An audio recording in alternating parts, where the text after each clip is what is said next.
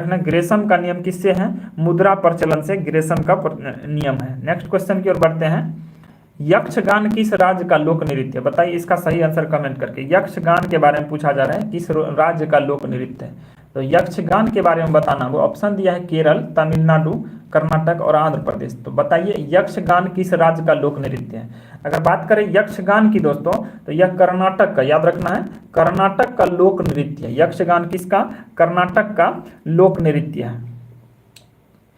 Next question देखिए दोस्तों, भारतीय मुद्रा निर्गमन किस प्रणाली पर आधारित है? बताइए इसका सही आंसर। भारतीय मुद्रा निर्गमन किस प्रणाली पर आधारित है? भारतीय मुद्रा निर्गमन, याद रखना है, मुद्रा निर्गमन किस प्रणाली पर आधारित है? ऑप्शन है हमारे पास थोक मूल्य सूचकांक पर, मुद्रास्फीति पर, न्यूनतम कोष प्रणाली पर, या इनमें से कोई नहीं। तो बताइए इसका सही आंसर क्या होगा?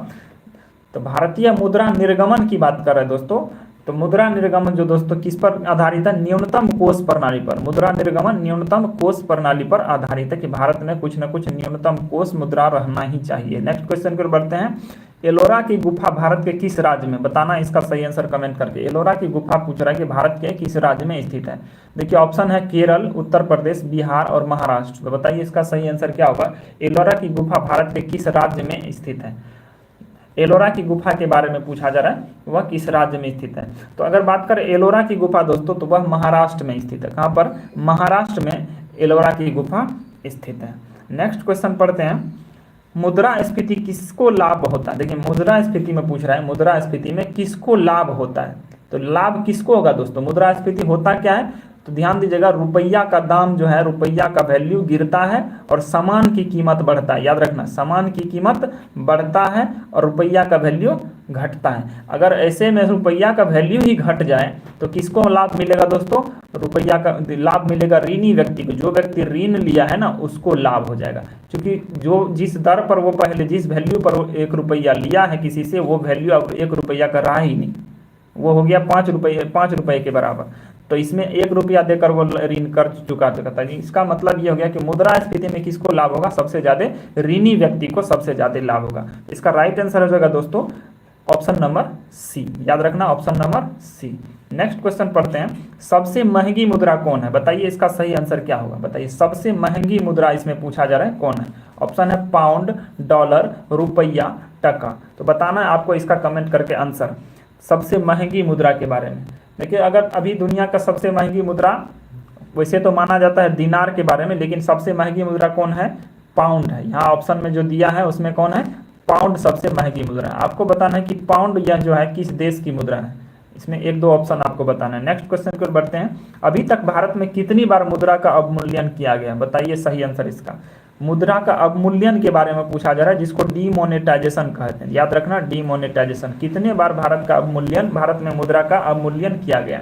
देखिए अभी तक भारत में दोस्तों 3 बार मुद्रा का अवमूल्यन हुआ है। याद रखना है, भारत में अभी तक मात्र 3 बार मुद्रा का अवमूल्यन हुआ है। अच्छा कब बार हुआ है? देखिए पहली बार 1949 में हुआ था। ध्यान दीजिएगा, पहली बार 1949 में, उसके बाद 1966 में, 1966 में हुआ था, और उसके बाद 1991 में। याद रखना 1991 में। ये 3 बार ही अभी तक मुद्रा का अवमूल्यन हो पाया है। नेक्स्ट क्वेश्चन की ओर बढ़ते हैं। हरिप्रसाद चौरसिया संबंधित है किससे? बताइए इसका सही आंसर क्या होगा? हरिप्रसाद चौरसिया के बारे में पूछा जा रहा है कि यह किससे इसका संबंध है। ऑप्शन है संतूर वादन से। ध्यान दीजिएगा, क्या ऑप्शन दिया है? संतूर वादन से। हरिप्रसाद चौरसिया, नाम याद रखना है, हरिप्रसाद चौरसिया। बांसुरी वादन से, तबला वादन से, शहनाई वादन से। बताइए इसका सही आंसर क्या होगा? देखिए हरिप्रसाद चौरसिया जो है, हरिप्रसाद चौरसिया का संबंध दोस्तों बांसुरी वादन से। याद रखना है किससे? बांसुरी वादन से हरिप्रसाद चौरसिया का संबंध है। नेक्स्ट क्वेश्चन पढ़ते हैं।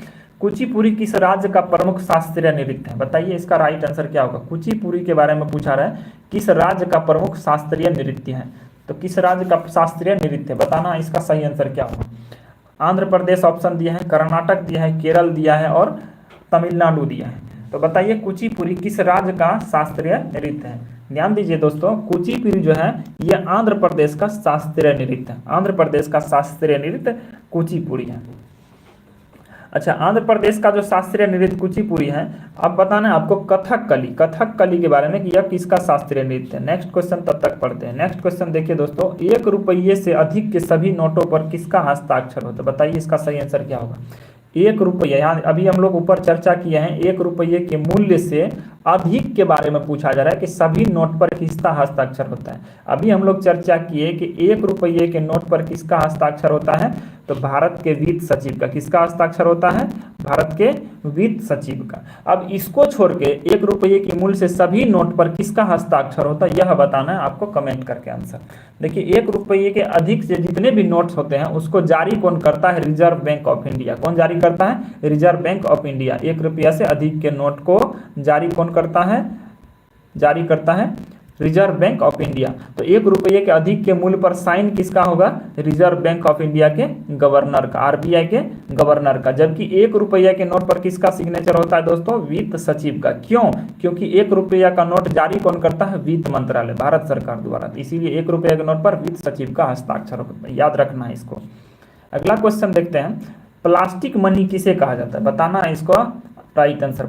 प्लास्टिक मनी के बारे में पूछा जा रहा है, किसे कहा जाता है। ऑप्शन दिया है क्रेडिट कार्ड, पेन कार्ड, निर्वाचन कार्ड या इनमें से कोई नहीं। बताइए इसका सही आंसर कमेंट करके आप लोग कि प्लास्टिक मनी किसको कहा जाता है। दोस्तों देखिए प्लास्टिक मनी क्या होता है कि एक कोई कार्ड दिया जाता है प्लास्टिक का, और उस कार्ड का महत्व होता है क्रेडिट रुपये के वैल्यू के रूप में। तो ये क्रेडिट कार्ड जो है हमारा, ये प्लास्टिक मनी के रूप में जाना जाता है। कौन सा, क्रेडिट कार्ड। नेक्स्ट क्वेश्चन पढ़ते हैं, कथकली किस राज्य का शास्त्रीय नृत्य है, बताइए।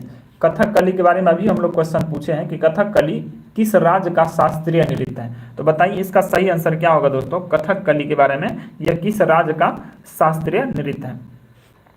तो देखिए कथकली के बारे में पूछा जाए दोस्तों, तो कथकली जो है दोस्तों यह केरल का, याद रखना किसका, केरल का शास्त्रीय नृत्य है। कथकली किसका, केरल का शास्त्रीय नृत्य है कथकली। अच्छा, कथकली का जो प्रसिद्ध नृतक है वो उसका कुछ नाम बताना आपको। देखिए कथकली का जो प्रसिद्ध नृतक जो है दोस्तों कथकली का, वो है वलतोल नारायण मेनन, याद रखना वलतोल नारायण मेनन। उसके बाद है आनंद शिवराजन, याद रखना है आनंद शिवरामन। उसके बाद है कृष्णन कुट्टी। तो ये 3 व्यक्ति कथकली के प्रमुख नृत्यक हैं। नेक्स्ट क्वेश्चन पर बढ़ते हैं, मोहिनी अट्टम नृत्य का संबंध किस राज्य से, बताइए इसका सही आंसर दोस्तों। मोहिनी अट्टम नृत्य का संबंध पूछा जा रहा है किस राज्य से, तो बताइए इसका राइट आंसर कमेंट करके मोहिनी अट्टम के बारे में। देखिए मोहिनी अट्टम है दोस्तों, मोहिनी अट्टम यह केरल का, यह भी किसका है, केरल का, याद रखना केरल का। मोहिनी अट्टम किसका, केरल का शास्त्रीय नृत्य है।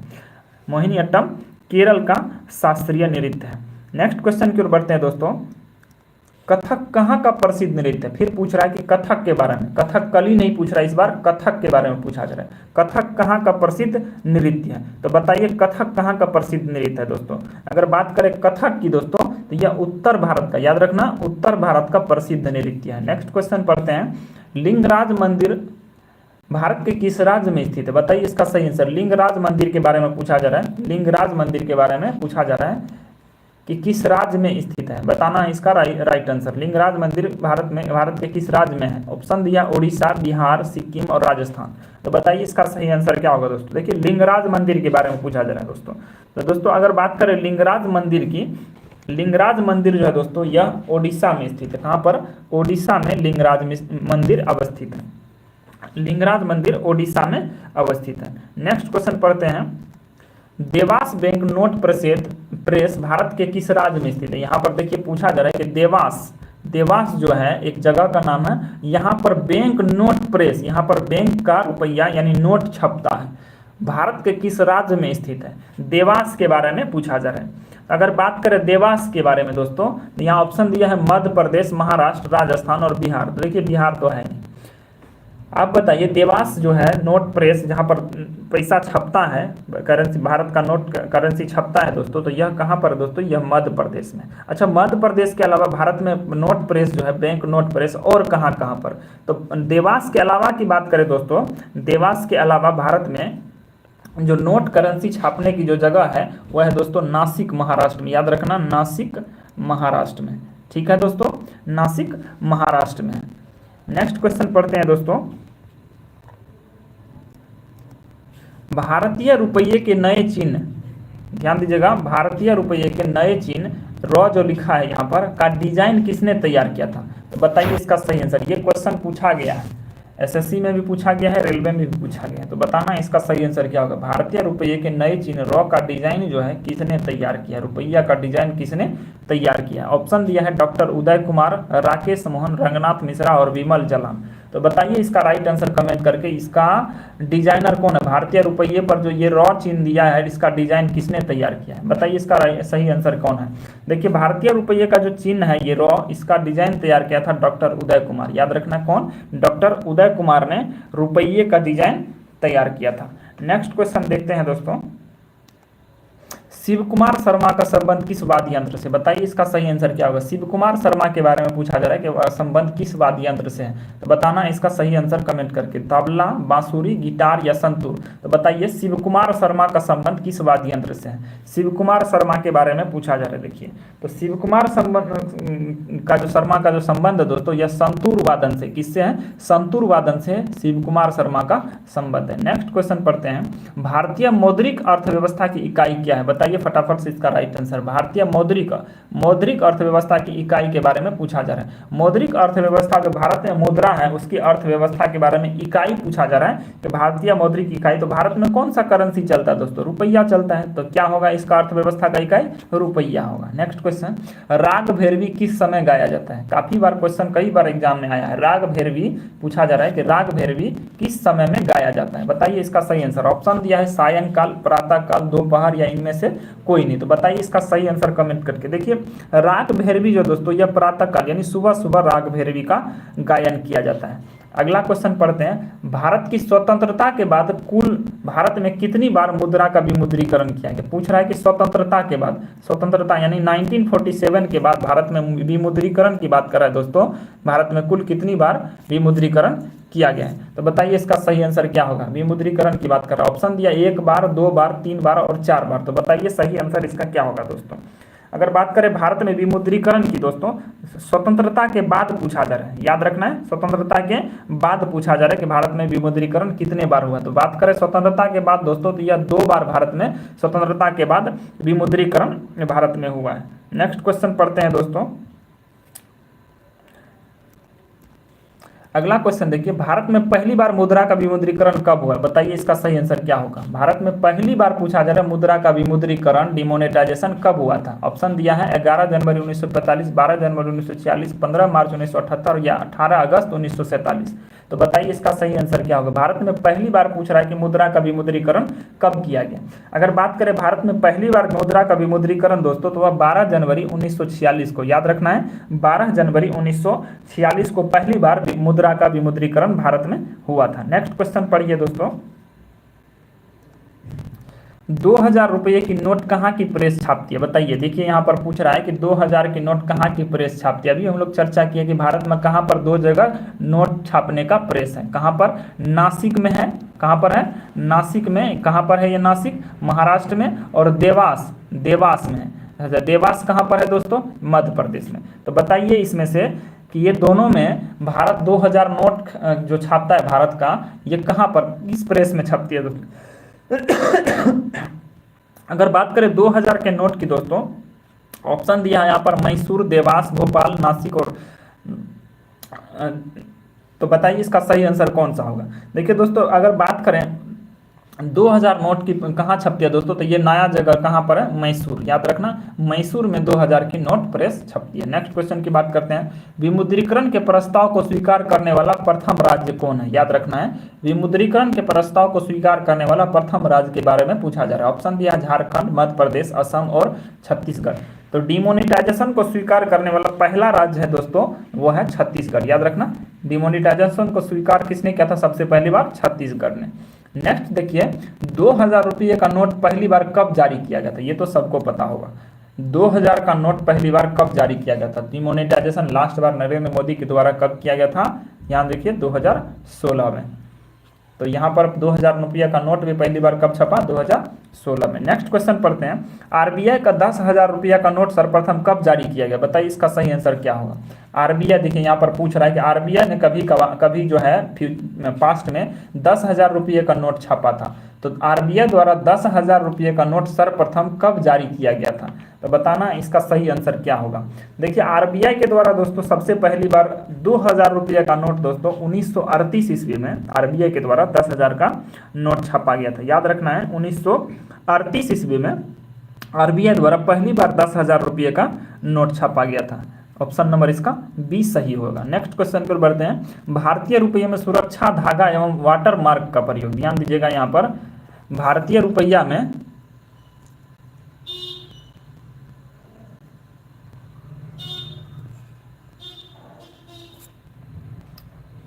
पूछ रहा है कि भारतीय रुपया में सुरक्षा धागा या वाटर मार्क का प्रयोग सर्वप्रथम कब किया गया था। ऑप्शन दिया 1940, 1942, 1944 और 1948। तो बताइए भारतीय रुपये में सुरक्षा धागा का वाटर मार्क सर्वप्रथम कब प्रयोग किया गया, बताइए इसका सही आंसर कमेंट करके। तो देखिए भारतीय रुपये में सुरक्षा धागा या वाटर मार्क का प्रयोग सबसे पहले दिया है ऑप्शन 1940। तो देखिए ऑप्शन दिया है 1940, 44, 42, 48। तो सुरक्षा धागा का सबसे पहली बार प्रयोग दोस्तों 1944 में किया गया था। याद रखना 1944 में भारतीय रुपया में सबसे पहले सुरक्षा धागा का प्रयोग किया गया था। अगला क्वेश्चन पढ़ते हैं दोस्तों। देश विमुद्रीकरण, ध्यान दीजिएगा विमुद्रीकरण की अर्थव्यवस्था को प्रकाशित करने वाला, ध्यान रखिएगा विमुद्रीकरण देश की अर्थव्यवस्था को, ध्यान दीजिएगा विमुद्रीकरण देश की अर्थव्यवस्था को प्रकाशित कर देगा, यह आदर्श वाक्य किसकी है। देखिए पहली बार नरेंद्र मोदी के द्वारा 2016 में जो डिमोनेटाइजेशन हुआ था उसमें ही यह कथन था कि विमुद्रीकरण जो है विमुद्रीकरण देश की अर्थव्यवस्था को प्रकाशित कर देगा। यह आदर्श वाक्य किसका है, नरेंद्र मोदी जी का। याद रखना किसका, नरेंद्र मोदी जी का। नेक्स्ट क्वेश्चन की ओर पढ़ते हैं। 8 नवंबर 2016 को, वही दिन 8 नवंबर 2016 को विमुद्रीकरण के समय आरबीआई के गवर्नर पूछा जा रहा है कि कौन थे। 8 नवंबर 2016 को विमुद्रीकरण के समय आरबीआई के गवर्नर कौन थे। तो बताइए इसका राइट आंसर दोस्तों क्या होगा। ऑप्शन दिया है उर्जित पटेल, वी.वाई. रेड्डी, रघुराजन और विमल जालान। तो बताइए 8 नवंबर 2016 के दिन जब भारत में डिमोनेटाइजेशन हुआ था उस समय जो पूछ रहा है कि आरबीआई के गवर्नर के बारे में वह कौन थे। देखिए उस समय जब 2016 की बात कर रहा है उस समय दोस्तों आरबीआई के गवर्नर हुआ करते थे उर्जित पटेल। याद रखना कौन, उर्जित पटेल उस समय आरबीआई के गवर्नर थे। नेक्स्ट क्वेश्चन की बात करते हैं दोस्तों। विमुद्रीकरण का उद्देश्य, मुख्य उद्देश्य क्या होता है। विमुद्रीकरण का मुख्य उद्देश्य क्या होता है, बताइए। विमुद्रीकरण यानी डिमोनेटाइजेशन का मुख्य उद्देश्य क्या था। देखिए विमुद्रीकरण जो कैश के रूप में बहुत सारे लोग काले धन के रूप में जमा करके रखे थे, ब्लैक मनी के रूप में, वही जो है उसकी समाप्ति के लिए विमुद्रीकरण का उद्देश्य था। तो यहाँ पर ऑप्शन हो जाएगा इसका काला धन की समाप्ति। नेक्स्ट क्वेश्चन पढ़ते हैं। भारत में अंतिम बार विमुद्रीकरण कब किया गया था, बताइए इसका सही आंसर क्या होगा। भारत में विमुद्रीकरण जो है अंतिम बार पूछा जा रहा है कब हुआ, डिमोनेटाइजेशन भारत में सबसे अंतिम बार। तो याद रखना है दोस्तों 8 नवंबर, याद रखना 8 नवंबर 1900, यहाँ पर 1916 दे दिया गया, तो ये 1916 नहीं होगा दोस्तों 2016 होगा। याद रखना 2016 में, 8 नवंबर 2016 में भारत में अंतिम बार डिमोनेटाइजेशन हुआ था नरेंद्र मोदी के द्वारा 2016। ये ऑप्शन 1916 दिया, ये गलत है, 2016 होगा। नेक्स्ट क्वेश्चन पढ़ते हैं। करेंसी नोट प्रेस कहाँ पर स्थित है, बताइए इसका सही आंसर। करेंसी नोट प्रेस पूछ रहा है कि कहाँ पर स्थित है करेंसी नोट प्रेस। तो देखिए अगर बात करें करेंसी नोट प्रेस की दोस्तों, तो यह दोस्तों नासिक में अवस्थित है। कहाँ पर है, नासिक में करेंसी नोट प्रेस अवस्थित है। अच्छा नासिक में जो है कितने कितने रुपये का नोट छापा जाता है यह याद रखिए दोस्तों। देखिए 50 रुपये का नोट, 100 रुपये का नोट और 500 रुपये का नोट, और उसके साथ 10 रुपये का नोट। याद रखिएगा 10, 50, 100 और 500 का नोट कहाँ पर, नासिक में छपता है। अच्छा दूसरा करेंसी नोट प्रेस कहाँ पर है दोस्तों, वह है देवास में। याद रखना कहाँ पर है, देवास में। अच्छा देवास में है तो यहाँ पर कौन कौन सा नोट छपता है। अगर बात करें देवास की दोस्तों, तो देवास में है जो दोस्तों यह 20 रुपये का नोट छापता है, 50 रुपये का नोट छापता है, 100 रुपये का नोट छापता है और 500 रुपये का नोट छापता है देवास में। तो दोनों में डिफरेंस क्या है, तो ये 100, 500 और 50 ये यहाँ भी छपता है और यहाँ भी छपता है, दोनों में अलग।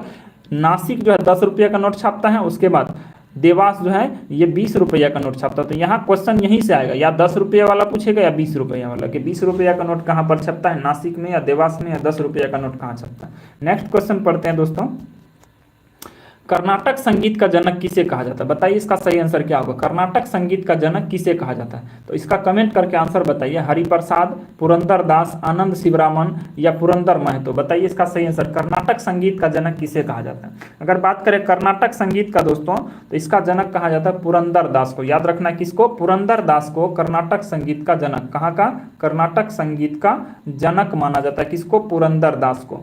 देखिए हम लोग अभी पेज नंबर जो है 16 क्लियर कर दिया है। पेज नंबर 16 क्लियर कंप्लीट हो गया। अभी पेज नंबर 17 जो है हम लोग आगे बढ़ेंगे। एसपीडी का हम लोग जो है रेलवे समान अध्ययन का रिवीजन कर रहे हैं। तो जो भी लोग सेशन से जुड़ रहे हैं, एक बार सभी लोगों को शेयर करिए और चैनल को सब्सक्राइब कर लीजिए, ताकि आप लोग को डेली 7:30 बजे शाम में इसका रिवीजन करने में आसान हो सके। देखिए हम लोग जो भी यहाँ पर रेलवे का एसपीडी रिवीजन कर रहे हैं, ये काफ़ी महत्वपूर्ण एग्जाम के दृष्टिकोण से ये टॉपिक है, इसका जो भी सिलेबस है। तो इसमें बिना कोई सोचे समझे आगे पीछे इसका जो भी लोग रिवीजन कर लिए इसके लिए एग्जाम में वो रामबाण साबित हो जाएगा। देखिए अभी हम लोग आगे पढ़ते हैं। भारत आज का पहला क्वेश्चन देखिए पेज नंबर 17 का, कि भारत में परमाणु ऊर्जा कार्यक्रम का जन्मदाता या जनक किसे माना जाता है? बताइए इसका सही आंसर क्या होगा। पूछ रहा है कि भारत में परमाणु ऊर्जा कार्यक्रम का जन्मदाता या जनक किसे माना जाता है? ऑप्शन दिया है doctor APJ Abdul Kalam, doctor Homi Jahangir Bhabha, Satish Dhawan या डॉक्टर सीवी रमन। तो बताइए इसका सही आंसर क्या होगा दोस्तों। अगर बात करें परमाणु ऊर्जा कार्यक्रम, कौन सा परमाणु ऊर्जा कार्यक्रम का जनक दोस्तों, तो वह डॉक्टर होमी जहांगीर भाभा को माना जाता है। याद रखना डॉक्टर होमी जहांगीर भाभा को भारत में परमाणु ऊर्जा कार्यक्रम का जन्मदाता या जनक कहा जाता है। अगला क्वेश्चन पढ़ते हैं। यूएनओ की स्थापना किस वर्ष किया गया था? बताइए इसका राइट आंसर क्या होगा। यूएनओ की स्थापना के बारे में पूछा जा रहा है कि यूएनओ की स्थापना किस वर्ष किया गया था। अगर बात करें यूएनओ की स्थापना के बारे में दोस्तों, तो यह हुआ था 24 अक्टूबर 1945 को। याद रखना कब? 24 अक्टूबर 1945 को यूएनओ का स्थापना हुआ था। अच्छा, इसका उद्देश्य क्या था दोस्तों? यूएनओ की स्थापना का उद्देश्य था दोस्तों विश्व शांति एवं सुरक्षा बनाए रखना। कौन सा? विश्व शांति एवं सुरक्षा बनाए रखना एवं सुरक्षा। नेक्स्ट क्वेश्चन पढ़ते हैं दोस्तों। देश का प्रथम परमाणु रिएक्टर अप्सरा की स्थापना कब की गई थी? बताइए फटाफट से इसका आंसर सही क्या होगा। देश का प्रथम परमाणु रिएक्टर जिसका नाम क्या था? अप्सरा। याद रखिए देश का प्रथम परमाणु रिएक्टर जिसका नाम क्या था? अप्सरा। प्रथम परमाणु रिएक्टर इसका नाम क्या था? अप्सरा। और पूछा जा रहा है कि इसकी स्थापना कब की गई। तो बताइए इसका राइट आंसर दोस्तों कि देश की प्रथम परमाणु रिएक्टर जो अप्सरा थी उसका प्रथम बार स्थापना कब किया गया था? तो देश का प्रथम परमाणु रिएक्टर जो अप्सरा उसका स्थापना दोस्तों हुआ था 1956 ईस्वी में। याद रखना कब? 1956 ईस्वी में। नेक्स्ट क्वेश्चन पढ़ते हैं। पहले योजनाओं को अंतिम स्वीकृति, याद रखिएगा पहले योजनाओं को अंतिम स्वीकृति अनुमोदन किसके द्वारा प्रदान की जाती है? पहले योजनाओं को अंतिम स्वीकृति या अनुमोदन किसके द्वारा किया जाता है? ऑप्शन दिया योजना आयोग, राष्ट्रीय विकास परिषद, वित्त आयोग या निर्वाचन आयोग। तो बताइए इसका सही आंसर क्या होगा कि योजना आयोग का अंतिम स्वीकृति या अनुमोदन किसके द्वारा दिया जाता है। देखिए अगर बात करें योजना आयोग, पहले योजना जो दिया जो भी पास होता है भारत में, अंतिम स्वीकृति अनुमोदन राष्ट्रीय विकास परिषद के द्वारा दिया जाता है। किसके द्वारा अंतिम स्वीकृति जाती है? राष्ट्रीय विकास परिषद के द्वारा। अगला क्वेश्चन पढ़ते हैं। गरीबी हटाओ का नारा किस पंचवर्षीय योजना में दिया गया था? बताइए इसका सही आंसर दोस्तों कि गरीबी हटाओ का नारा किस पंचवर्षीय योजना में दिया गया था।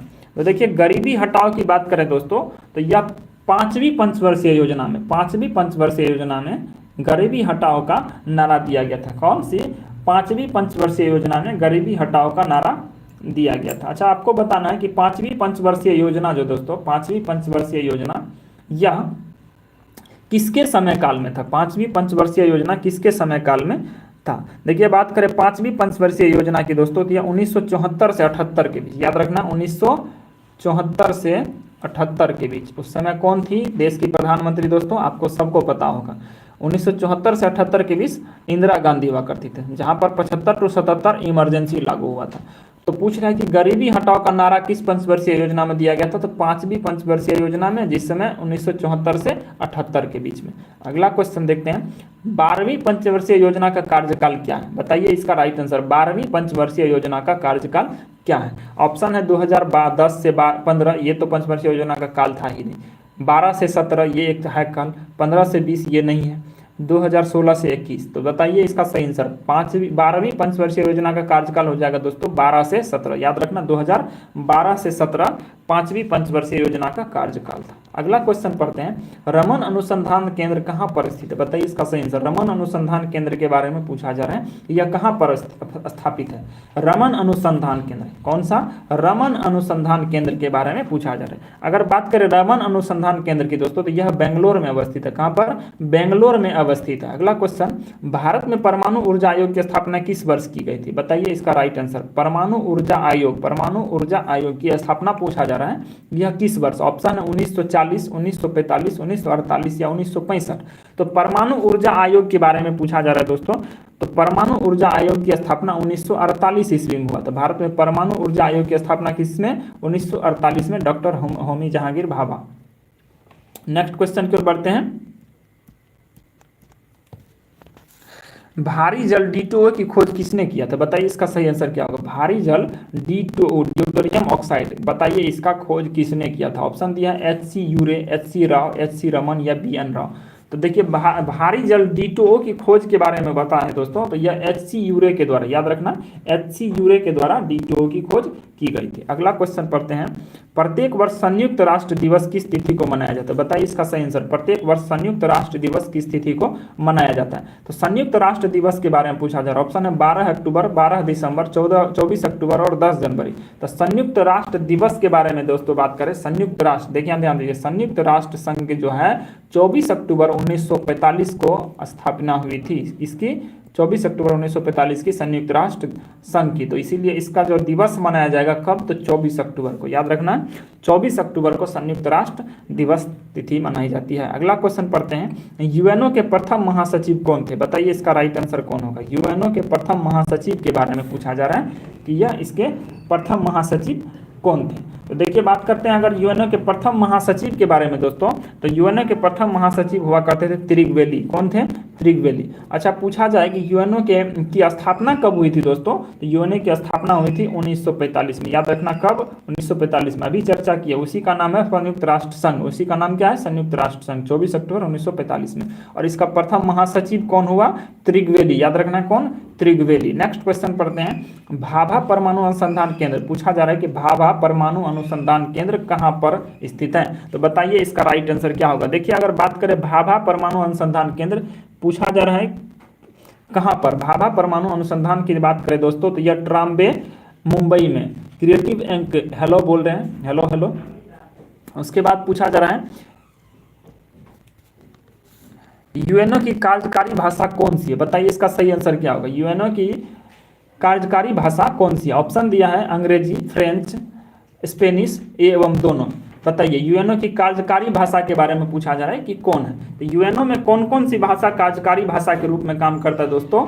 तो देखिए कार्य करता है अंग्रेजी और फ्रेंच दोनों। याद रखना कौन कौन यूएनओ में कार्यकारी भाषा के रूप में किसको किसको लिया गया? अंग्रेजी और फ्रेंच दोनों लिया गया। अगला क्वेश्चन देखिए दोस्तों, कौन सी पंचवर्षीय योजना पूरी तरह से असफल रही? बताइए कौन सी पंचवर्षीय योजना पूरी तरह से असफल रही? तो बताना है इसका सही आंसर कमेंट करके। पंचवर्षीय योजना के बारे में पूछा जा रहा है पूरी तरह से असफल रही। ऑप्शन है प्रथम, द्वितीय, तृतीय या चतुर्थ। तो बात करें अगर असफल पर पंचवर्षीय योजना की जो पूरी तरह से असफल रही, तो वह तृतीय पंचवर्षीय योजना, ध्यान रखिएगा, तृतीय पंचवर्षीय योजना जो है पूरी तरह से असफल रही। तृतीय पंचवर्षीय योजना पूरी तरह से असफल रही। अगला क्वेश्चन पढ़ते हैं। अंतर्राष्ट्रीय न्यायालय का मुख्यालय स्थित कहाँ पर है? बताइए इसका सही आंसर क्या होगा। अंतर्राष्ट्रीय मुख्यालय का जो मुख्यालय कहाँ पर स्थित है? अंतर्राष्ट्रीय ऑप्शन दिया है नीदरलैंड, स्विट्जरलैंड, फ्रांस या इंग्लैंड। देखिए अंतर्राष्ट्रीय न्यायालय का जो मुख्यालय है दोस्तों वह नीदरलैंड में। याद रखना कहाँ पर है? नीदरलैंड में। अंतर्राष्ट्रीय न्यायालय का मुख्यालय कहाँ पर है दोस्तों? नीदरलैंड में। अगला क्वेश्चन पढ़ते हैं। संयुक्त राष्ट्र संघ, याद रखने संयुक्त राष्ट्र संघ यूएनओ में हिंदी भाषा, यूएनओ में हिंदी भाषण देने वाले प्रथम व्यक्ति कौन है? बताइए यूएनओ संयुक्त राष्ट्र संघ में हिंदी में भाषण देने वाले प्रथम व्यक्ति के बारे में पूछा जा रहा है। काफी फेमस व्यक्ति है दोस्तों। पूछा जाए कि यूएनओ में पहली बार जो है यह व्यक्ति हिंदी में भाषण जाकर दिया था। तो संयुक्त राष्ट्र संघ में पहली बार हिंदी में भाषण देने वाले प्रथम व्यक्ति के बारे में पूछा जा रहा है। अगर बात करें हिंदी में भाषण देने वाले प्रथम व्यक्ति के दोस्तों, वह दोस्तों था अटल बिहारी वाजपेयी जी। कौन थे? अटल बिहारी वाजपेयी जी जाके यूएनओ में पहली बार यह व्यक्ति ऐसा था जो हिंदी में भाषण दिया था। अगला क्वेश्चन पढ़ते हैं। वर्तमान में यूएनओ में कुल कितने सदस्य, बताइए इसका सही आंसर, याद रखिएगा वर्तमान में यूएनओ में कुल कितने सदस्य हैं। तो वर्तमान में अगर बात करें यूएनओ के सदस्यों की संख्या दोस्तों, वर्तमान में पूछा गया यूएनओ में कुल कितने सदस्य हैं, ऑप्शन दिया 190, 192, 193 और 196। तो वर्तमान में अगर बात करें यूएनओ में सदस्यों की संख्या दोस्तों, यह 193 है, याद रखना है। वर्तमान में संयुक्त राष्ट्र संघ में सदस्यों की संख्या कितनी है, 193। और अगर बात करें यहाँ पर 193वां देश कौन सा है, 193वां देश कौन सा है, तो दोस्तों यह सूडान, याद रखना कौन है, सूडान जो है 193वां देश है। नेक्स्ट क्वेश्चन की ओर बढ़ते हैं। इंदिरा गांधी परमाणु अनुसंधान केंद्र स्थित है कहाँ पर, इंदिरा गांधी परमाणु अनुसंधान केंद्र कहाँ पर अवस्थित है, ऑप्शन दिया है कलपक्कम में, नरोरा में, ट्राम्बे में, कोलकाता में। तो बताइए इसका सही आंसर, इंदिरा गांधी परमाणु अनुसंधान केंद्र कहाँ पर अवस्थित है, इंदिरा गांधी परमाणु अनुसंधान केंद्र के बारे में बताना है, यह कहाँ पर अवस्थित है। बात करें इंदिरा गांधी परमाणु अनुसंधान केंद्र की बात दोस्तों, तो यह कहाँ पर है, कलपक्कम में, कहाँ पर है, कलपक्कम। अच्छा कलपक्कम कहाँ पर, यह बताना आपको, कलपक्कम किस राज्य में, यह कमेंट करके आपको बताना है। नेक्स्ट तक पढ़ते हैं दोस्तों।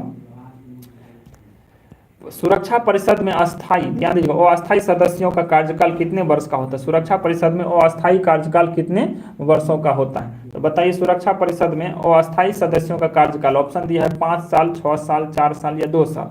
तो अस्थायी एक होता है अस्थायी सदस्य, एक होता है अस्थायी सदस्य। तो बताइए सुरक्षा परिषद में अस्थायी के बारे में पूछा जा रहा है, अस्थायी सदस्य का कार्यकाल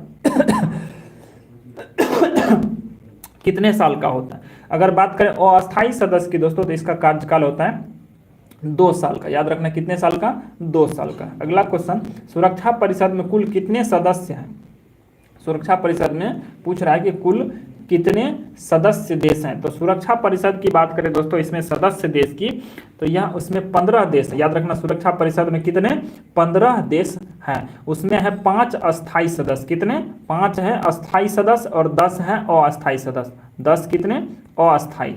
तो यही याद रखना है कि सुरक्षा परिषद में कुल देश की संख्या 15 है, जिसमें 5 अस्थायी है और 10 अस्थायी है। अगला क्वेश्चन पढ़ते हैं, रावत भाटा परमाणु विद्युत घर किस राज्य में, बताइए रावत भाटा परमाणु विद्युत घर किस राज्य में है। ऑप्शन दिया है महाराष्ट्र, उत्तर प्रदेश, केरल और राजस्थान। तो बताइए रावत भाटा के बारे में पूछा जाए।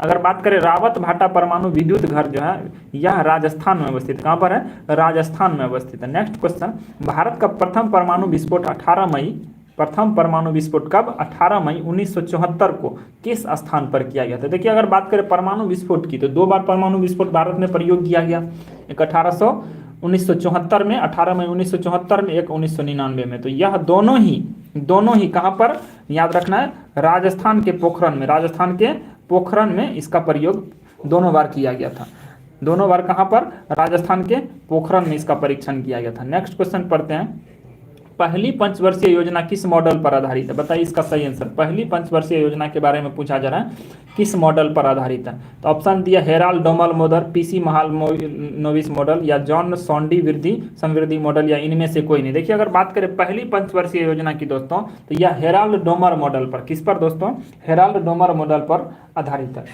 हेराल्ड डोमर मॉडल पर आधारित है,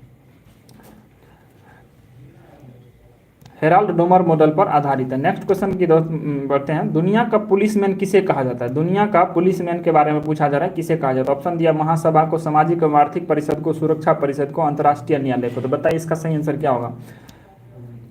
दुनिया का पुलिसमैन किसे कहा जाता है, दुनिया का पुलिसमैन किसे कहा जाता है। ऑप्शन महासभा को, सामाजिक एवं आर्थिक परिषद को, सुरक्षा परिषद को, अंतर्राष्ट्रीय न्यायालय को।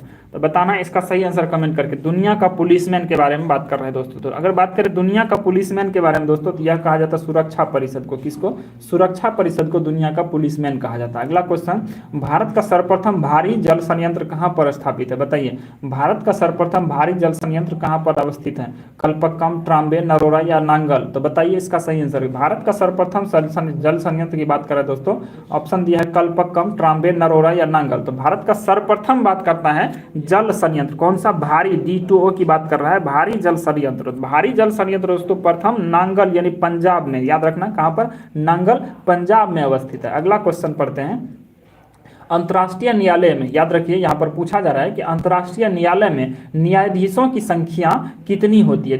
ध्यान दीजिए दोस्तों, पूछ रहा है कि अंतर्राष्ट्रीय न्यायालय का मुख्यालय कहाँ है दोस्तों, तो यहाँ पर नीदरलैंड में है, द हेग में। उसके बाद पूछा जा रहा है कि न्यायालय में, अंतर्राष्ट्रीय न्यायालय में न्यायाधीशों की संख्या के बारे में पूछा जा रहा है, यह कितनी होती है। अगर बात करें अंतर्राष्ट्रीय न्यायालय में न्यायाधीशों की संख्या की दोस्तों, तो यह होती है 15। याद रखना कितने, अंतर्राष्ट्रीय न्यायालयों में 15 न्यायाधीश होते हैं। कितने, 15 न्यायाधीश होते हैं। अगला क्वेश्चन पढ़ते हैं, संयुक्त राष्ट्र संघ में सर्वाधिक बार वीटो का प्रयोग, याद रखिए संयुक्त राष्ट्र संघ में सर्वाधिक बार वीटो का प्रयोग करने वाला देश कौन है। अगर बात करें संयुक्त राष्ट्र संघ में सर्वाधिक बार वीटो का प्रयोग करने वाला देश, ऑप्शन दिया है अमेरिका, रूस, चीन और फ्रांस।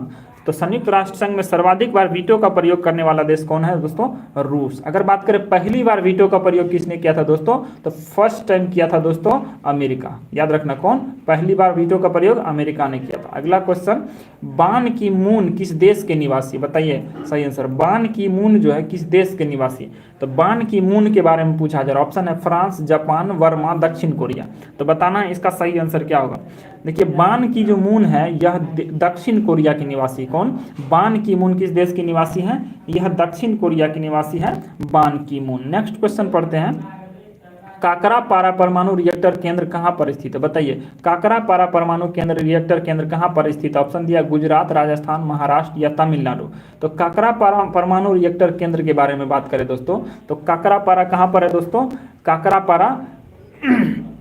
काकरापारा या गुजरात में। याद रखना कहाँ पर, काकरापारा गुजरात में यह परमाणु रिएक्टर केंद्र। काकरापारा कहाँ पर है, गुजरात में। भारत में कितने परमाणु रिएक्टर केंद्र है, तो 8। कितने हैं, 8। नेक्स्ट क्वेश्चन पढ़ते हैं, सर्वप्रथम वीटो का प्रथम प्रयोग यूएनओ में किस देश के द्वारा, याद रखना सर्वप्रथम वीटो का प्रयोग यूएनओ में किस देश के द्वारा किया गया। अभी यहाँ पर अपना ऊपर हम लोग चर्चा किए थे कि वीटो का सबसे पहले प्रयोग कौन सा देश किया था दोस्तों, वह किया था अमेरिका। याद रखना कौन, अमेरिका द्वारा सबसे पहले वीटो का प्रयोग किया था। नेक्स्ट क्वेश्चन पढ़ते हैं, अंतर्राष्ट्रीय न्यायालय में न्यायाधीशों का कार्यकाल कितने वर्षों का होता है, बताइए अंतर्राष्ट्रीय न्यायालय में न्यायाधीशों का कार्यकाल कितने वर्षों का होता है। तो अंतर्राष्ट्रीय न्यायालय में न्यायाधीशों के कार्यकाल के बारे में बात कर रहा है दोस्तों। अंतर्राष्ट्रीय न्यायालय का मुख्यालय कहाँ है, द हेग में। उसके बाद उसमें न्यायाधीशों की संख्या कितनी होती है, 15। याद रखना है 15। अब पूछ रहा है कि उसके कार्यकाल के बारे में, अंतर्राष्ट्रीय न्यायालय में न्यायाधीशों का कार्यकाल कितने वर्ष का होता है। अगर बात करें अंतर्राष्ट्रीय न्यायालय में न्यायाधीशों के कार्यकाल के, तो दोस्तों वह 9 वर्ष का होता है। याद रखना कितने वर्ष का, 9 वर्ष तक उसका कार्यकाल रहता है। अगला क्वेश्चन, संयुक्त राष्ट्र संघ में प्रथम महिला अध्यक्ष, याद रखिए संयुक्त राष्ट्र संघ में प्रथम महिला अध्यक्ष किसे निर्वाचित किया गया था। संयुक्त राष्ट्र संघ की बात करें, संयुक्त राष्ट्र संघ में जो है यूएनओ में प्रथम महिला अध्यक्ष, बात कर रहे हैं यूएनओ की, यूएनओ में प्रथम महिला अध्यक्ष किसको निर्वाचित किया गया। ऑप्शन है एनी बेसेंट, सरोजनी नायडू, अमृता कोरिया, श्रीमती विजय लक्ष्मी पंडित। तो बात करें संयुक्त राष्ट्र संघ में प्रथम महिला अध्यक्ष दोस्तों, तो यह श्रीमती विजय लक्ष्मी पंडित। याद रखना श्रीमती विजय लक्ष्मी पंडित थी। नेक्स्ट क्वेश्चन, यूएनओ के कितने मुख्य अंग है, बताइए इसका सही आंसर। यूएनओ के कितने प्रमुख अंग है, ऑप्शन दिया है 3, 4, 6, 8। अगर बात करें यूएनओ के प्रमुख अंग की बात दोस्तों, ये यूएनओ के 6 प्रमुख अंग है। याद रखना यूएनओ के 6 प्रमुख अंग है। अगला क्वेश्चन,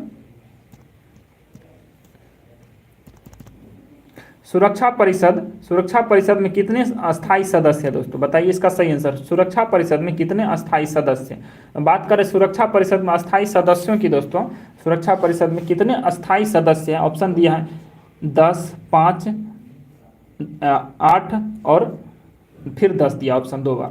तो सुरक्षा परिषद में अस्थायी सदस्य, अभी ऊपर चर्चा किए दोस्तों, सुरक्षा परिषद में अस्थायी सदस्यों की संख्या दोस्तों 5 है, जबकि कुल सदस्यों की संख्या, याद रखना कुल सदस्यों की संख्या 15 है। तो उसमें अस्थायी सदस्यों की संख्या कितने हैं दोस्तों, 10 है।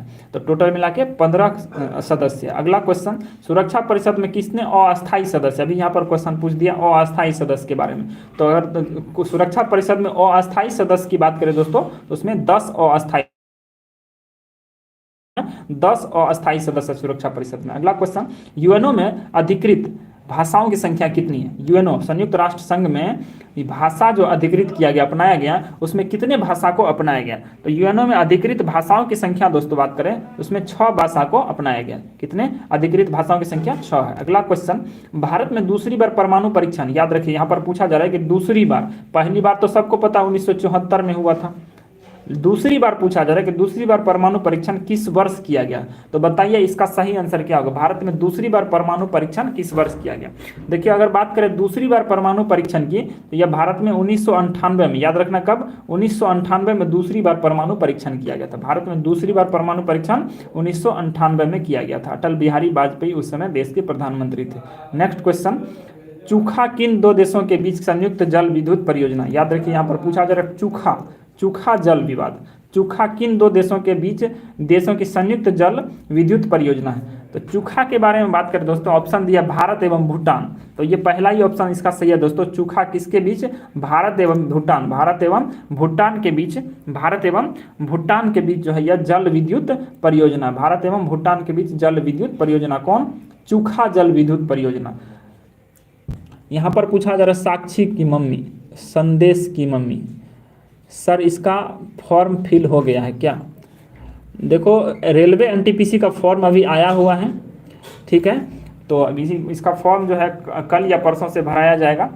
और उसके बाद यह सिर्फ रेलवे एनटीपीसी के लिए कारगर नहीं है दोस्तों, ये जो है आपका जो जितने भी एग्जाम इधर होने वाले हैं, जितने भी इधर एग्जाम होने वाले हैं, जैसे बिहार एससीसी बीपीएससी ट्री जो भी है, ये सब में काम आने वाला है। हम लोग यह प्रीवियस ईयर का जितने भी क्वेश्चन बैंक है उसको कंप्लीट कर रहे हैं, और वो भी टॉपिक वाइज। तो हम लोग पहले ही यहाँ पर कंफर्म कर देते हैं आपको कि हम लोग रेलवे जो है इसका एसपीडी का, एसपीडी प्रकाशन का सामान्य अध्ययन जीके, इसमें सारा कुछ स्टैटिकल जीके से लेकर टॉपिक वाइज सारा कुछ हम लोग वन बाय वन करके कवर करेंगे, पेज बाय पेज कवर करेंगे। डेली 7:30 बजे हम लोग शाम में लाइव आते हैं, तो जो लोग इससे जुड़ रहे हैं चैनल को आप लोग सब्सक्राइब करिए। आपको डेली 7:30 बजे 1 घंटा लाइव रह के कम से कम 200 से 250 क्वेश्चन रिवीजन करने को मिलेगा। तो दोस्तों आज जो हम लोग रिवीजन किए हैं, ये पेज नंबर 15, 16, 17 रिवीजन किए हैं। पेज नंबर 16, 17 को आज रिवाइज कर लिए हैं।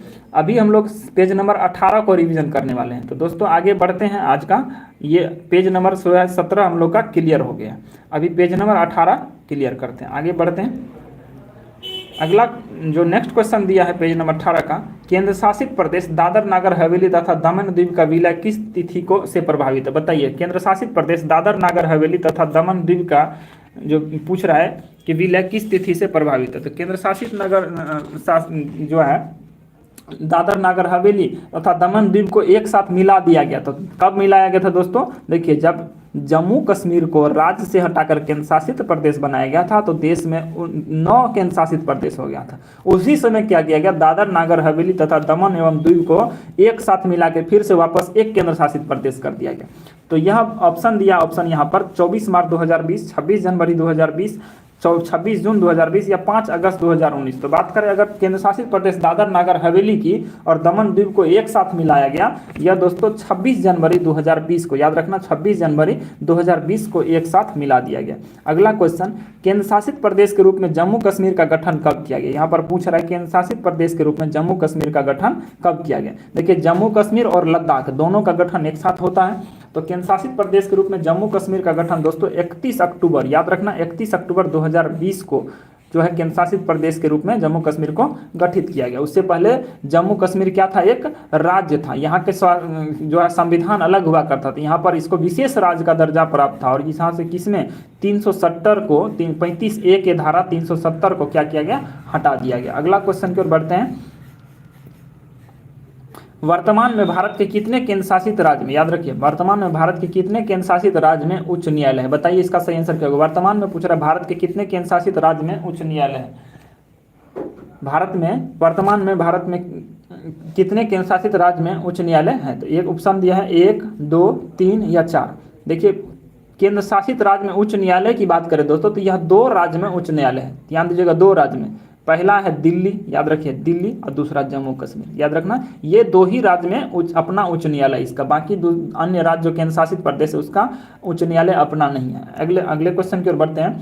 जम्मू कश्मीर विधानसभा का कार्यकाल बताइए। जम्मू कश्मीर विधानसभा का कार्यकाल कितने साल का होता है। अगर बात करें जम्मू कश्मीर विधानसभा का कार्यकाल की दोस्तों, यह 5 साल का कार्यकाल होता है, याद रखना 5 साल का कार्यकाल होता है। अगला क्वेश्चन पढ़ते हैं। जम्मू कश्मीर में लोकसभा की कितनी सीटें हैं। जम्मू कश्मीर में लोकसभा की कितनी सीटें? ऑप्शन है 8, 6, 5 और 9। तो बताइए जम्मू कश्मीर में लोकसभा की सीटें, जम्मू कश्मीर की बात कर रहे हैं दोस्तों। अगर बात करें जम्मू कश्मीर में लोकसभा सीटों की संख्या दोस्तों, तो इसमें जम्मू कश्मीर में 5 लोकसभा सीटें। कितने? 5 लोकसभा सीटें। देखिए जम्मू कश्मीर के साथ साथ लद्दाख भी अलग हुए थे, याद रखना लद्दाख भी अलग हुए थे। तो बताना आपको लद्दाख में कितने लोकसभा की सीटें हैं। अगर बात करें लद्दाख में लोकसभा सीटों की संख्या तो वहाँ नहीं है। अगला क्वेश्चन की ओर बढ़ते हैं। जम्मू कश्मीर में राज्यसभा की सीटों की संख्या कितनी है? बताइए जम्मू कश्मीर में राज्यसभा की सीटों की संख्या। ऑप्शन दिया 2, 3, 4 और 5। तो जम्मू कश्मीर में अगर बात करें राज्यसभा की सीटों की संख्या दोस्तों, वहाँ पर 3 राज्यसभा की सीटों की संख्या। कितने? जम्मू कश्मीर में राज्यसभा की सीटों की संख्या 3 है। अगला क्वेश्चन पढ़ते हैं। जम्मू कश्मीर के प्रथम उपराज्यपाल कौन थे? बताइए इसका सही आंसर। जम्मू कश्मीर के प्रथम उपराज्यपाल के बारे में पूछा जा रहा है। अगर बात करें जम्मू कश्मीर के प्रथम उपराज्यपाल की दोस्तों, तो वह है गिरीश चंद्र मुर्मू। याद रखना कौन है? गिरीश चंद्र मुर्मू। अगला क्वेश्चन, जम्मू कश्मीर राज्य की स्थापना कब हुई थी? ध्यान दीजिएगा, जम्मू कश्मीर राज्य की स्थापना कब हुई थी? ऑप्शन दिया 26 जनवरी 1950, 26 नवंबर 1947, 26 अक्टूबर 1947 और 15 अगस्त 1949। तो बताइए इसका सही आंसर। जम्मू कश्मीर राज्य की स्थापना कब हुई थी? देखिए जब राज्य के रूप में जम्मू कश्मीर को स्थापित किया गया था, तो वह समय के बारे में पूछा जाए। राज्य के रूप में जम्मू कश्मीर को कब स्थापित किया गया? देखिए राज्य के रूप में जो है जम्मू कश्मीर को 26 अक्टूबर 1947 को, याद रखना अक्टूबर 26/10, याद रखिएगा 26/10/1947 1947 को जम्मू कश्मीर को राज्य के रूप में स्थापित किया गया था। जबकि केंद्र शासित प्रदेश के बारे में बात करें दोस्तों, तो इसको 2019 में, याद रखना 2019 में इसको केंद्र शासित प्रदेश के रूप में इसको स्थापित किया गया था। किसको? जम्मू कश्मीर को। अगला क्वेश्चन पढ़ते हैं। जम्मू कश्मीर का क्षेत्रफल कितनी है? बताइए जम्मू कश्मीर का क्षेत्रफल के बारे में पूछा जा रहा है, कितनी है? तो जम्मू कश्मीर के क्षेत्रफल की बात करें दोस्तों, तो 42,241 वर्ग किलोमीटर है। कितना है? 42,241 वर्ग किलोमीटर है। अगला क्वेश्चन पढ़ते हैं। अनुच्छेद 370 का संबंध, ध्यान दीजिएगा, अनुच्छेद 370 का संबंध संविधान के किस राज्य भाग से है? तो बताना इसका सही आंसर। अनुच्छेद 370 का संबंध संविधान के किस भाग से है? देखिए अनुच्छेद 370 का संबंध पूछा जा रहा है संविधान के किस भाग से है। अनुच्छेद 370 जो है दोस्तों, इसका डिस्कशन संविधान के भाग 21 में किया गया। अनुच्छेद 370 का डिस्कशन किसमें? भाग 21 में किया गया। अगला क्वेश्चन पढ़ते हैं। वर्तमान में भारत में विशेष दर्जा प्राप्त, वर्तमान में पूछा जा रहा है भारत में जो विशेष दर्जा प्राप्त है उसकी राज्यों की संख्या कुल कितनी है? तो कितने राज्यों को अभी वर्तमान में विशेष राज्य का दर्जा प्राप्त है? तो अभी बात करें, अगर वर्तमान में विशेष राज्य का दर्जा की बात करें, तो भारत में अभी वर्तमान में 10 राज्य ऐसे हैं जिसको विशेष राज्य का दर्जा प्राप्त है। विशेष राज्य का दर्जा कितने राज्य है? इसमें 10 राज्यों को प्राप्त है। अगला क्वेश्चन, जम्मू कश्मीर की विशेष राज्य का दर्जा कब समाप्त किया गया? जम्मू कश्मीर को विशेष राज्य का दर्जा था कब? 2019 से पहले तक, 2019 से पहले तक उसको समाप्त करके उसको क्या बना दिया गया? केंद्र शासित प्रदेश बना दिया गया। अब वह राज्य नहीं रहा, केंद्र शासित प्रदेश बना दिया गया। अगला क्वेश्चन, तो यहाँ पर ऑप्शन दिया है 10 मार्च 2019, 5 अगस्त 2019, 15 अगस्त 2019 या 26 जनवरी 2019। तो जम्मू कश्मीर का विशेष राज्य का दर्जा दोस्तों इसको समाप्त किया गया दोस्तों 5 अगस्त 2019 को। याद रखना 5 अगस्त 2019 को इसका विशेष राज्य का दर्जा छीन लिया गया। आगे पढ़ते हैं। जम्मू कश्मीर में अनुच्छेद 370 के किस खंड को अभी तक नहीं हटाया गया? पूछा जा रहा है कि जम्मू कश्मीर में अनुच्छेद 370 के किस खंड को अभी तक नहीं हटाया गया? जम्मू कश्मीर में अनुच्छेद 370 के किस खंड को अभी तक नहीं हटाया गया? देखिए अनुच्छेद 370 के किस खंड को अभी तक नहीं हटाया गया? ऑप्शन दिया है खंड 1, खंड 2, खंड 3 और खंड या सभी। देखिए जम्मू कश्मीर के अनुच्छेद 370 के खंड 1 को अभी तक भी नहीं हटाया गया, बाकी सभी खंड को हटा दिया गया। अगला क्वेश्चन पढ़ते हैं। जम्मू कश्मीर में धारा 35A को कब लागू किया गया? बात करें जम्मू कश्मीर में धारा 35A को जो लागू किया गया था, यह कब लागू किया गया? धारा 35A को जम्मू कश्मीर में लागू करने की बात है दोस्तों, तो धारा 35A को जम्मू कश्मीर में इसको 14 मई 1954 को, याद रखना 14 मई 1954 को धारा 35A जिसके तहत अनुच्छेद 370 विशेष राज्य का दर्जा का प्रावधान था, इसको लागू किया गया था 14 मई 1954 ईस्वी के द्वारा जम्मू कश्मीर में धारा 35A को लागू किया गया था। अगला क्वेश्चन देखिए दोस्तों, जम्मू कश्मीर का संविधान कब लागू हुआ? जैसे जम्मू कश्मीर का अपना एक अलग संविधान हुआ करता था, वह संविधान कब लागू हुआ? अगर बात करें जम्मू कश्मीर में संविधान लागू होने की, वह 26 जनवरी 1957 को, याद रखना 26 जनवरी 1957 को जम्मू कश्मीर का अपना संविधान लागू हुआ। धारा 35A लागू होने की बात कर रहे हैं दोस्तों, तो 1954 में, याद रखना 1954 में। अगला क्वेश्चन, जम्मू कश्मीर में कुल कितने जिले हैं, याद रखना जम्मू कश्मीर में कुल जिलों की संख्या पूछा जा रहा है कितने। अगर बात करें जम्मू कश्मीर में कुल जिलों की संख्या दोस्तों, तो टोटल जम्मू कश्मीर में अभी 22 जिले, याद रखना कितने जिले हैं, टोटल जम्मू कश्मीर में 22 जिले हैं। जम्मू कश्मीर में कुल जिलों की संख्या कितने हैं, 22 जिले। अगला क्वेश्चन, केंद्र शासित प्रदेश जम्मू कश्मीर की सीमा कितने राज्यों से मिलती है, बताइए। केंद्र शासित प्रदेश जम्मू कश्मीर की सीमा कितने राज्यों से मिलती है। देखिए जम्मू कश्मीर की जो सीमा है दोस्तों, ये देखिए 3 राज्य से मिलती है। कैसे, देखिए यहाँ पर जम्मू कश्मीर की सीमा जो दोस्तों, ये पाकिस्तान से मिलती है, अफगानिस्तान से मिलती है, ऊपर चीन से मिलती है। तो जम्मू कश्मीर जो है इसकी सीमा कितने राज्यों से मिलती है दोस्तों, सॉरी 2 राज्य से, अफगानिस्तान से मिलती है, इधर पाकिस्तान से मिलती है। यहाँ पर इधर से हो जाता है लद्दाख, तो ये लद्दाख की सीमा चीन से मिलती है। तो इधर से 2 राज्य, 2 देश अंतर्राष्ट्रीय देश है, अंतर्राष्ट्रीय सीमा लगती है जम्मू कश्मीर की, वो कौन है, अफगानिस्तान और पाकिस्तान से। नेक्स्ट क्वेश्चन की ओर, केंद्र शासित प्रदेश लद्दाख की सीमा कितने राज्यों से, यहाँ पर पूछा जा रहा है केंद्र शासित प्रदेश लद्दाख की सीमा कितने राज्यों से मिलती है। यहाँ पर ऑप्शन ऊपर में क्या था, जम्मू कश्मीर की सीमा कितने राज्यों से मिलती है। अच्छा राज्य की बात कर रहा है, हमको लगा अंतर्राष्ट्रीय, राज्य की बात कर रहा है दोस्तों, तो 2 राज्य से मिलती है। कौन कौन, जम्मू कश्मीर की सीमा पंजाब से मिलती है, और उसके बाद जम्मू कश्मीर की सीमा पंजाब से मिलती है, और उधर उत्तरांचल से मिलती है, सॉरी हिमाचल प्रदेश से मिलती है। अगला क्वेश्चन, केंद्र शासित प्रदेश लद्दाख की सीमा कितने राज्यों से मिलती है, बताइए। केंद्र शासित प्रदेश लद्दाख की सीमा कितने राज्यों से मिलती है, बताइए। केंद्र शासित प्रदेश लद्दाख की सीमा के बारे में पूछा जा रहा है, कितने राज्यों से मिलती है। तो लद्दाख की सीमा की बात करें दोस्तों, केंद्र शासित प्रदेश लद्दाख की बात कर रहे हैं, तो लद्दाख की सीमा मात्र 1 राज्य से मिलती है। कितने राज्य से, 1 राज्य से मिलती है, वो कौन सा, हिमाचल प्रदेश से। याद रखना कौन सा, हिमाचल प्रदेश से केंद्र शासित प्रदेश लद्दाख की सीमा मिलती है। आगे क्वेश्चन पढ़ते हैं, पूछा जा रहा है केंद्र शासित प्रदेश लद्दाख की राजधानी कहाँ है, बताइए। केंद्र शासित प्रदेश लद्दाख की राजधानी के बारे में पूछा जा रहा है, कहाँ है। ऑप्शन दिया श्रीनगर, जम्मू कश्मीर, लद्दाख या लेह। अगर बात करें केंद्र शासित प्रदेश लद्दाख की राजधानी की, तो वह लेह में, कहाँ पर है, लेह में। अगर यहीं पर पूछा जा रहा है केंद्र शासित प्रदेश लद्दाख में कितने जिले हैं, ध्यान दीजिए कितने जिले हैं, तो मात्र 2 जिले, याद रखना कितने जिले, 2। एक है लद्दाख का लेह राजधानी हो गया, दूसरा कौन है, कारगिल, याद रखना दूसरा कौन है, कारगिल, याद रखना कारगिल। दो ही जिले हैं, लेह और कारगिल। अगला क्वेश्चन पढ़ते हैं। अगला क्वेश्चन देखिए, केंद्र शासित प्रदेश जम्मू कश्मीर की कुल विधानसभा की सीटों की संख्या, केंद्र शासित प्रदेश जम्मू कश्मीर में पूछ रहा है कुल विधानसभा की सीटों की संख्या कितनी है, तो बताइए इसका सही आंसर क्या होगा।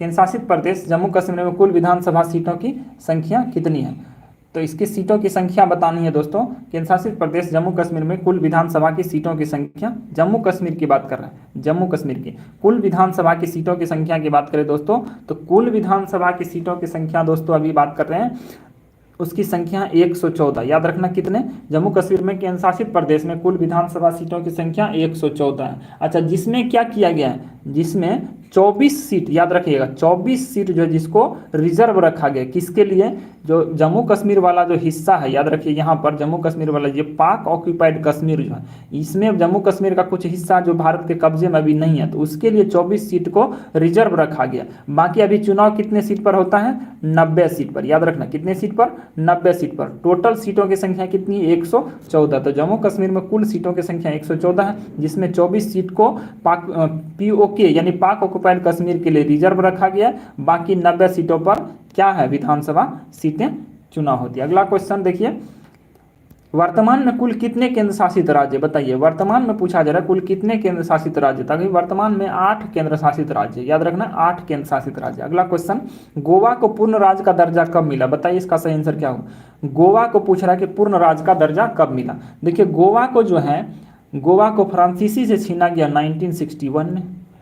अगर बात करें पूर्ण राज्य दर्जा मिलने का, तो गोवा को पूर्ण राज्य का दर्जा दोस्तों यह मिला था उसको 1987 में। याद रखना गोवा को पूर्ण राज्य का दर्जा कब मिला था, 1987 में। 1961 से लेकर 1987 तक यह एक केंद्र शासित प्रदेश हुआ करता था।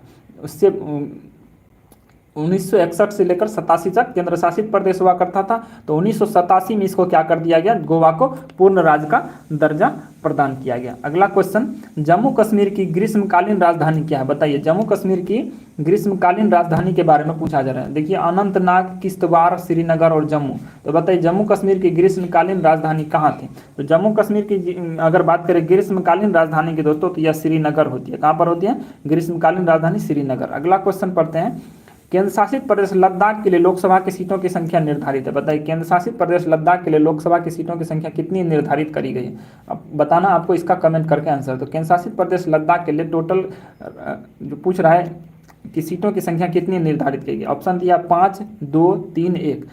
तो केंद्र शासित प्रदेश लद्दाख के लिए लोकसभा सीटों की संख्या, तो लद्दाख के लिए लोकसभा सीटों की संख्या केंद्र शासित प्रदेश में दोस्तों इसकी संख्या मात्र 1 है। केंद्र शासित प्रदेश लद्दाख में मात्र 1 ही लोकसभा सीट है। नेक्स्ट क्वेश्चन, लद्दाख में कुल कितने जिले हैं। बताइए इसका सही आंसर। लद्दाख में कुल जिलों की संख्या बतानी है कितनी है। लद्दाख में मात्र 2 ही जिले हैं, एक है लेह और दूसरा है कारगिल। नेक्स्ट क्वेश्चन देखिए, भारत सरकार ने नया मानचित्र कब जारी किया। बताइए इसका सही आंसर। भारत सरकार ने नया मानचित्र कब जारी किया। ऑप्शन दिया 8 अक्टूबर 2019, 31 अक्टूबर 2019, 2 अक्टूबर 2019 और 15 अगस्त 2020। तो भारत सरकार द्वारा नया मानचित्र की बात करते हैं दोस्तों। भारत सरकार द्वारा नया मानचित्र को 2 अक्टूबर 2019 को, याद रखें 2 अक्टूबर महात्मा गांधी के जन्म दिवस पर 2019 को भारत का नया मानचित्र जारी किया गया। अगला क्वेश्चन, पाक अधिकृत कश्मीर के कितने जिलों को जम्मू कश्मीर में शामिल किया गया। पाक ऑक्यूपाइड, ध्यान रखिएगा POK, पाक अधिकृत कश्मीर के कितने जिलों को जम्मू कश्मीर में, यह मान के चला कि यह जम्मू कश्मीर का हिस्सा है। तो बात करें POK का कितना जिला, यह 2 जिला, याद रखना POK का कितने जिले, 2 जिले को जम्मू कश्मीर में शामिल किया गया। अगला क्वेश्चन, केंद्र शासित प्रदेश लद्दाख की सीमा कितने देशों से लगती है। बताइए केंद्र शासित प्रदेश लद्दाख की सीमा के बारे में पूछा जा रहा है, कितने देशों से लगती है। अगर बात करें केंद्र शासित प्रदेश लद्दाख की सीमा के बारे में, तो यह 3 देश से लगती है। याद रखना लद्दाख, केंद्र शासित प्रदेश लद्दाख, किसकी, लद्दाख की बात कर रहा है, कितने देशों से लगती है। देखिए लद्दाख की सीमा 3 देश से कैसे लगती है। लद्दाख की सीमा यहाँ पर ये लद्दाख वाला क्षेत्र है, इसकी सीमा यहाँ पर अफगानिस्तान से लग जाती है, चीन से लग जाती है।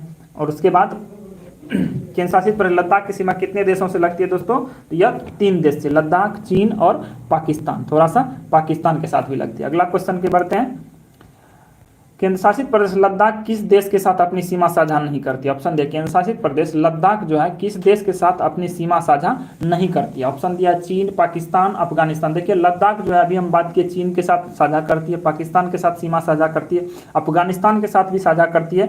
यह नेपाल के साथ अपनी सीमा साझा नहीं करते, किसके साथ, नेपाल के साथ। अगला क्वेश्चन, भारत में क्षेत्रफल के दृष्टिकोण से सबसे बड़ा केंद्र शासित राज्य कौन है। बताइए भारत में क्षेत्रफल के दृष्टिकोण से सबसे बड़ा केंद्र शासित राज्य की बात करें दोस्तों, तो वह जम्मू कश्मीर है। अभी हम लोग चर्चा किए जम्मू कश्मीर सबसे बड़ा केंद्र शासित राज्य भारत में है। जम्मू कश्मीर भारत का सबसे बड़ा क्षेत्रफल, जम्मू कश्मीर में लद्दाख और जम्मू कश्मीर एक साथ दोनों केंद्र शासित राज्य के रूप में बना था। तो लद्दाख की अभी क्षेत्रफल की सीमा बात करें तो लद्दाख की सबसे बड़ी क्षेत्रफल है। नेक्स्ट क्वेश्चन, केंद्र शासित प्रदेश जम्मू कश्मीर में कितने भाषाओं को राजकीय भाषा घोषित किया गया। बताइए केंद्र शासित प्रदेश जम्मू कश्मीर में कितने भाषाओं को राजकीय भाषा घोषित किया गया। ऑप्शन दिया 1, 2, 3 या 5। केंद्र शासित प्रदेश जम्मू कश्मीर में राजकीय भाषा के बारे में दोस्तों बात करें तो यहाँ पर 5 भाषा को राजकीय भाषा घोषित किया गया। अगला क्वेश्चन, भारतीय जम्मू कश्मीर में, ध्यान दीजिएगा, जम्मू कश्मीर की कौन सी एक राजकीय भाषा नहीं है। जम्मू कश्मीर में कौन भाषा है जिसको राजकीय भाषा नहीं मिला। देखिए बात करें जम्मू कश्मीर में उर्दू को मिला है, डोगरू को मिला है, कश्मीरी और हिंदी। याद रखिएगा उर्दू, डोगरी, कश्मीरी, हिंदी और अंग्रेजी, ये 5 भाषा जो है क्या है, राजकीय भाषा के रूप में मान्यता मिली है। जबकि फारसी भाषा को राजकीय भाषा जम्मू कश्मीर का नहीं माना गया। अगला क्वेश्चन, केंद्र शासित प्रदेश दादर नागर हवेली एवं दमन द्वीप की राजधानी कहाँ है। जो देखिए जो लोग सेशन से जुड़ रहे हैं एक बार सेशन को लाइक जरूर कर दे और चैनल से जुड़ जाइए ताकि आपको डेली लाइव 7:30 बजे से 8 बजे और 9 बजे के बीच में आपको मैक्सिमम क्वेश्चन SPD रेलवे का रिवीजन हो पाए। तो आप लोग चैनल से जुड़िए, आपको बहुत ज़्यादा लाभ मिलने वाला है। देखिए केंद्र शासित प्रदेश दादर नागर हवेली एवं दमन द्वीप की राजधानी कहाँ है। ऑप्शन दिया है दमन, दीव, नागर हवेली या इनमें से कोई नहीं। देखिए केंद्र शासित प्रदेश बात करें दादर नागर हवेली की राजधानी, तो यह कहाँ पर है, दमन में। याद रखना कहाँ पर है, दमन में। नेक्स्ट क्वेश्चन पढ़ते हैं, दादर नागर हवेली एवं दमन द्वीप कितने जिले, दादर नागर हवेली एवं दमन द्वीप में कितने जिले, ऑप्शन दिया 2, 3, 4, 6। तो बताइए इसका सही आंसर क्या होगा। दादर नागर हवेली एवं दमन द्वीप में जिलों की संख्या पूछा जा रहा है। तो दादर नागर हवेली एवं दमन द्वीप में कुल जिलों की संख्या दोस्तों यह 3 है, कुल जिलों की संख्या 3 है। अगला क्वेश्चन, केंद्र शासित प्रदेश दादर नागर हवेली एवं दमन द्वीप, केंद्र शासित प्रदेश दादर नागर हवेली एवं दमन द्वीप के प्रथम प्रशासक कौन है। तो केंद्र शासित प्रदेश दादर नागर हवेली एवं दमन द्वीप के प्रथम प्रशासक के बारे में पूछा जा रहा है। ऑप्शन दिया प्रफुल्ल पटेल, BK मिश्रा, चंदन कुमार या SK वर्मा। केंद्र शासित प्रदेश दादर नागर हवेली और दमन द्वीप, ये जो केंद्र शासित प्रदेश है इसके प्रथम प्रशासक की बात करें वह थे प्रफुल्ल पटेल, याद रखना प्रफुल्ल पटेल। नेक्स्ट क्वेश्चन, दादर नागर हवेली एवं दमन द्वीप के लिए, याद रखिए दादर नागर हवेली एवं दमन द्वीप के लिए लोकसभा के कुल सीटों की संख्या कितनी है। दादर नागर हवेली के लिए और दमन द्वीप ये दोनों को मिलाकर लोकसभा की कुल सीटों की संख्या निर्धारित की है कितनी। तो कुल सीटों की बात करें दोस्तों तो ये दोनों के लिए लोकसभा सीटों की संख्या मात्र 2 लोकसभा सीटें आरक्षित की गई है। नेक्स्ट क्वेश्चन, जम्मू कश्मीर में अनुच्छेद 370, देखिए जम्मू कश्मीर की बात कर रहे हैं, अनुच्छेद 370 को कब लागू किया गया। यहाँ पर हटाने की बात नहीं कर रहा है, पूछ रहा है कि अनुच्छेद 370 को जम्मू कश्मीर में कब लागू किया गया था दोस्तों। तो बात करें जम्मू कश्मीर में अनुच्छेद 370 की दोस्तों तो यह 1949 ईस्वी में, याद रखना 17 अक्टूबर 1949 ईस्वी में जम्मू कश्मीर में अनुच्छेद 370 को लागू किया गया था। जम्मू कश्मीर को राज्य के रूप में कब स्थापित किया गया था दोस्तों, तो 1947 में, याद रखना कब, 1947 में। अगला क्वेश्चन पढ़ते हैं, गोवा पहले किसके अधीन था, बताइए गोवा पहले किसके अधीन था। ऑप्शन दिया फ्रांस, इंग्लैंड, नीदरलैंड या पुर्तगाल। तो बताना इसका सही आंसर। गोवा को 1961 में आज़ादी मिला था देश में, याद रखना है गोवा को 1961 में किससे, गोवा पहले किसके अधीन था उसी से मिलेगा। तो बताना आपको गोवा किसके अधीन था। देखिए अगर बात करें गोवा पुर्तगालियों के अधीन था, याद रखना गोवा किसके अधीन था, पुर्तगालियों का अधीन था। और इसको 1961 में भारत में आज़ादी मिली और 1961 से लेकर 1987 तक यह भारत का केंद्र शासित प्रदेश रहा, भारत का केंद्र शासित प्रदेश रहा। दादर नागर हवेली और दमन द्वीप के साथ ये गोवा को भी केंद्र शासित राज्य माना गया था। और 1987 में इसको क्या किया गया, इसको गोवा को एक अलग राज्य के रूप में दर्जा मिल गया। कब, पूर्ण राज्य के रूप में 1987 में। तो नेक्स्ट क्वेश्चन देखते हैं, गोवा को आज़ादी कब मिली। यहाँ पर क्वेश्चन पूछ दिया, गोवा को आज़ादी 1961 ईस्वी में मिली। अगला क्वेश्चन पढ़ते हैं, दादर नागर हवेली एवं दमन द्वीप, ध्यान दीजिएगा दादर नागर हवेली एवं दमन द्वीप का कुल क्षेत्रफल कितना। तो बताइए इसका राइट आंसर कमेंट करके कितना है। देखिए जो लोग सेशन से जुड़ रहे हैं एक बार सेशन को सभी लोग लाइक कर दीजिए। और डेली हम लोग 7:30 बजे 7:30 के बाद हम लोग यहाँ पर लाइव आ जाते हैं और रेलवे SPD का फटाफट रिवीजन करते हैं। जो लोग जिसके पास भी नया बुक है रेलवे SPD का वो आप उससे सिलेबस को पढ़िए। आज हम लोग पेज नंबर 18 तक क्लियर कर दिए हैं। तो पेज नंबर 18 के बाद 19, 20 और 21 पढ़िए और यहाँ पर डेली आके रिवीजन कीजिए, आपका काफ़ी ज़्यादा हेल्प होगा। तो आपके एग्जाम के दृष्टिकोण से काफ़ी महत्वपूर्ण सेशन होगा। डेली आप लोग 7:30 बजे से जुड़िए और फटाफट रिवीजन करिए 150 से 200 क्वेश्चन का डेली। तभी हम लोग पेज नंबर 18 क्लियर कर दिए, अब कल 19, 20, 21 और 22 तक क्लियर होना है। तो आप लोग जिसके पास SPD का रेलवे है आप लोग डेली आइए, लाइव जुड़िए, आपको काफ़ी हेल्प मिलेगा। आज का सेशन यही हम लोग, ये आज का लास्ट क्वेश्चन है, दादर नागर हवेली एवं दमन द्वीप का कुल क्षेत्रफल बताइए कितना है। तो बताना आपको कमेंट करके, दादर नागर हवेली एवं दमन द्वीप का कुल क्षेत्रफल दोस्तों यह 603 वर्ग किलोमीटर, कितना, 603 वर्ग किलोमीटर इसका कुल क्षेत्रफल है। दोस्तों आज का सेशन यही समाप्त करते हैं। आज पेज नंबर 18 हम लोग का समाप्त हो गया। कल 19, 20, 21 ये 3 पेज नंबर और 22 कम से कम हम लोग का टारगेट है कि 200 क्वेश्चन डेली 200 क्वेश्चन का रिवीजन करें और सिलेबस को पढ़ें ताकि आप लोग का डेली रिवीजन हो पाए। तो जो लोग सिलेबस डेली लेकर पढ़ने का आदी हैं तो वो लोग डेली पढ़ें सेशन को और आके यहाँ पर सेट लगाएं कम से कम 200 क्वेश्चन का। आपका काफ़ी, इसको कहते हैं बूस्टर रिवीजन, तो ये बूस्टर रिवीजन होने वाला आप लोग का। तो दोस्तों आप मिलते हैं कल, तब तक के लिए बाय।